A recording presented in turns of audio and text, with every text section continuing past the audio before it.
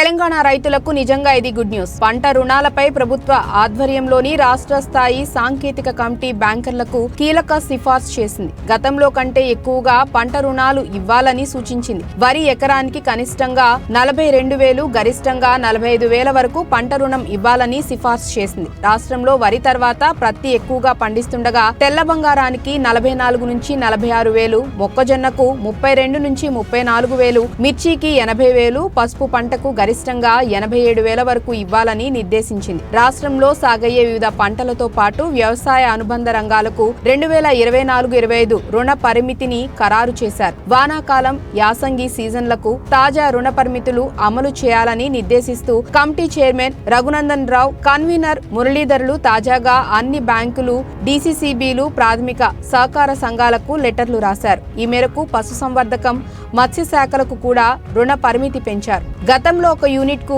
21 నుంచి 23,000 రుణం ఇవ్వగా దానిని 22 నుంచి 24,000కు పెంచారు. గొర్రెల యూనిట్ కు 24 నుంచి 26,000, పందుల యూనిట్ కు 57 నుంచి 59,000 రుణంగా ఇవ్వాలని కమిటీ సూచించింది.